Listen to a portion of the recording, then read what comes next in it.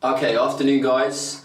My name is Ben. I'm a women's fat loss coach and health renegade. So I'm making a quick video just related to women's nutrition, women's fat loss, and just go through the basics because I think that we just want to, in this first video, the idea is to just lay a bit of the foundations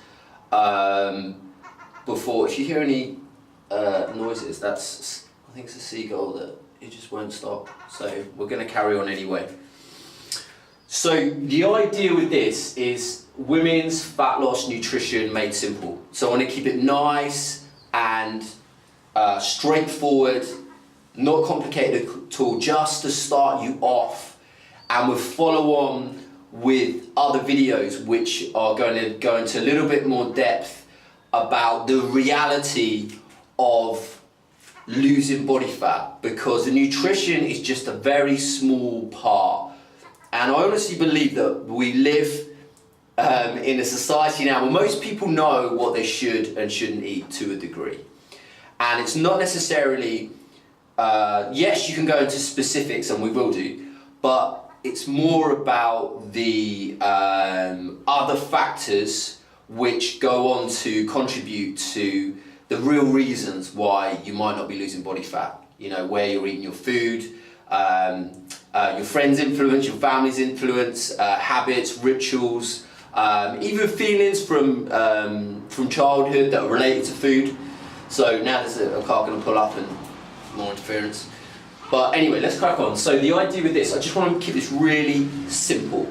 Now, the first thing I want to say as well is this is a general view. So this is a general viewpoint for how to lose body fat. Everyone is unique. Everyone has a slightly different metabolism. Everyone has different food intolerances. So conditions like candida, for instance, which is a sugar intolerance, which is a condition related to yeast and sugar. That is very prevalent now. A lot of people have that. So you can be tested for your food intolerances. So this will make a big difference to you individually. So you have to look at like a screening process. You can even have your blood test done to see if you are lacking specific nutrients or high in your readings or specific areas. So this idea of a screening would be my personal starting point. Okay. Now, going on from there, the first thing I would think about, number one, would be forget about calorie counting. So don't worry about the calories in versus calories outside of things. The reason for that is because 2 calories are completely different from different foods. You can, as I'm going to go on to say in a second, you can eat more to lose body fat rather than eating less to lose weight, because the difference between health and weight loss, and I've talked about this in the other videos. So that would be the first thing to do, concentrate on nutrient-dense food. The quality of the food is really important. So where it comes from, ham. I would start off by thinking about your veg, your fruit. It's all kicking off out there. The quality of the vegetables you're getting in. Now, if you can start to bring in some organic food, then fantastic. Because obviously the organic food has less pesticides, less herbicides. The way food has been industrially produced now has completely changed. So, but just concentrate on the basics to start us off. As I go through each of the videos that I make, we get into more detail and we get into the hormonal effects, the pH, acid-alkali balance in the food, but just as a starting point, okay? So we talked about nutrient-dense food, so thinking about calories of, you know, perhaps like a broccoli compared to calories in something like a, you know, like a donut or a can of fizzy drink. I mean, you know now the difference between the two. We should eat vegetables, we should eat some fruits, I'll go on to that. So we know internally to a degree the basics, okay? Now, as I said, this idea, you want to think about fat loss instead of weight loss. So think about your body fat. We need to know what your body fat percentage is. And I'd always, generally speaking, Knowing your body fat percentage will know how often you should have those carbs. And to begin with, a good starting point, this doesn't always work for everyone. Again, this is a general viewpoint, is to start off with a bit of a detox. So we'll take out any potential food and drink which you might have intolerances to, or you have got sensitivities to. So if we take those out to begin with, then you can reintroduce them, keep a food diary feedback of how things are going and how you feel your, because everyone's got a different sensitivity to it, as I said. So we need to think about that as well. So, but taking out things that are gonna that you potentially could have that sensitivity to, such as caffeine. Obviously, coffee shops are everywhere at the moment. I love caffeine. It's a fantastic stimulant. The quality of the caffeine, the bean, how it's produced. Again, an organic bean compared to more of an instant coffee. Completely different chemicals, completely different antioxidants effect on your metabolism, your hormones. So, but taking caffeine out to start off with, I know it's a tough one, but it's going to make a big difference in terms of like your adrenal fatigue, your cortisol. Cortisol is like your stress steroid hormone, so that can make a difference as well. Now, another one is wheat. A lot of people have a gluten intolerance, and although you can get gluten-free foods, a lot of the time they replace your gluten-free with a lot of other emulsifiers and chemicals and fillers. So taking out the wheat would be a good starting point. Sugar again, limiting your intake of sugar. So this idea of calorie counting and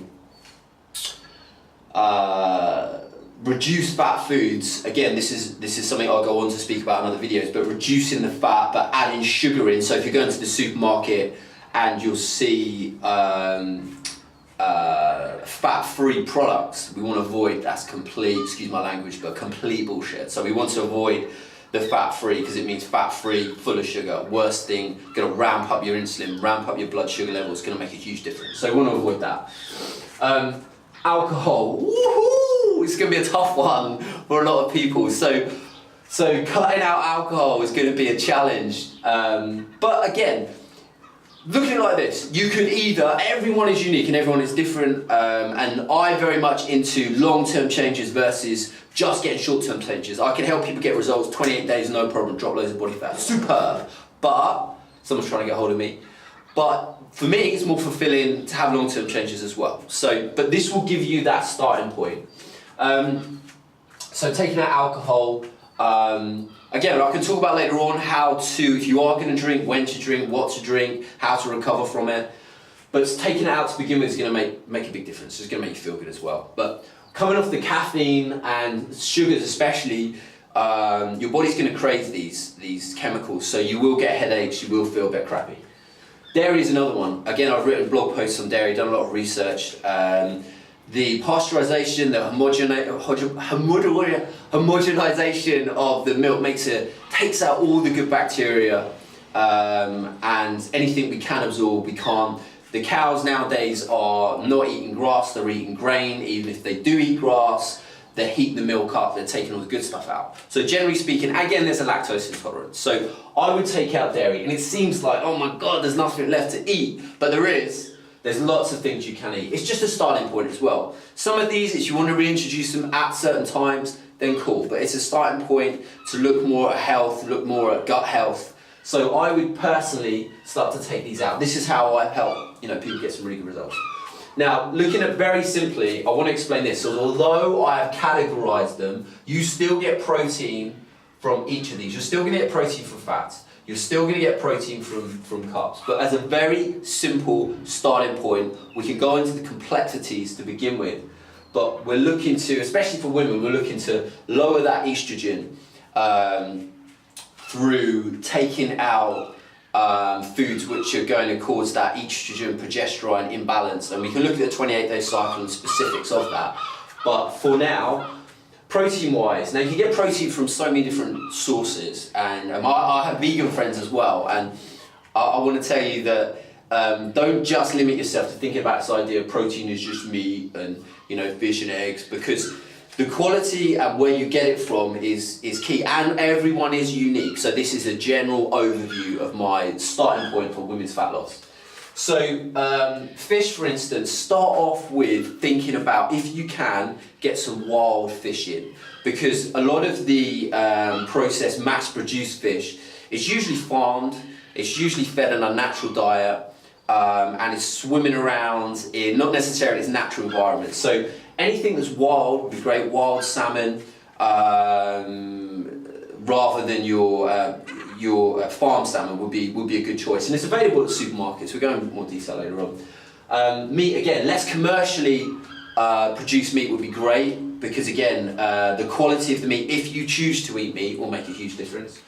You can still get protein from beans, lentils. I personally take hemp, which was usually associated with smoking it rather than drinking it. But and again, somewhere to me is a vegan. Rice and pea protein has all the amino acid profiles. That's what I personally use. I'm not someone that's greatly into whey. So again, I want to try, if I can, to keep this simple.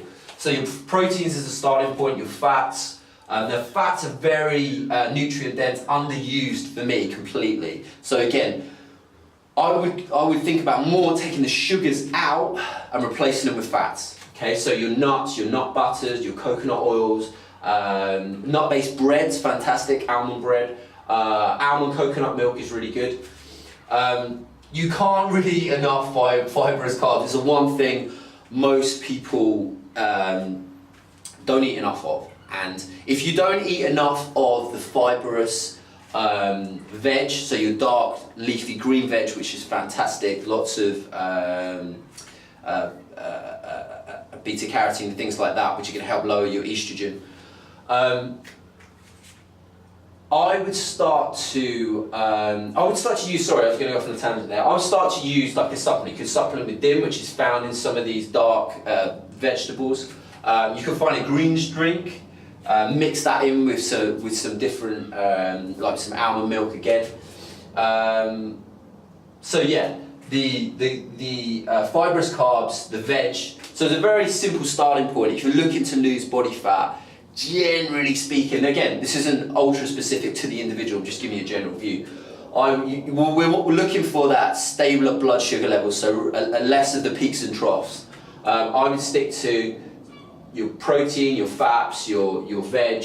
So taking out things like pasta, your commercially produced white bread, potatoes, things like this to start you off. Because again,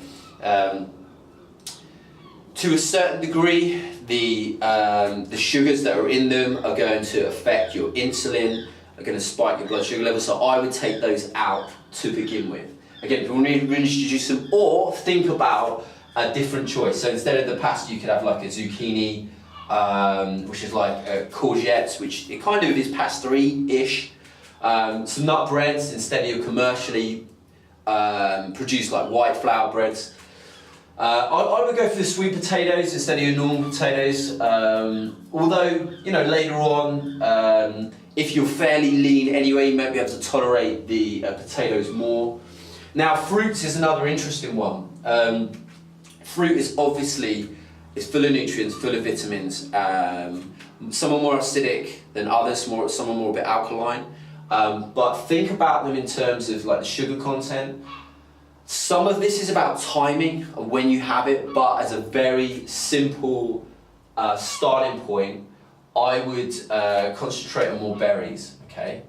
So for instance, again, the simple basics. If you got up in the morning, I'd stick to more of a proteins, fats type of starting point. Train fasted would be good if you're going to train in the morning, so fasted, no food. As you go throughout the day, to keep yourself hydrated, to allow nutrients to get into the cells and for your health generally, I would start to drink some water, at least 2 litres, keep it on you as much as you can. And then as the day goes on, start introducing again proteins, fats, and more of these carbs. The way I would think about carbs are not the enemy, and we'll go into this in other videos. As a very simple starting point, look at what your body fat is, okay?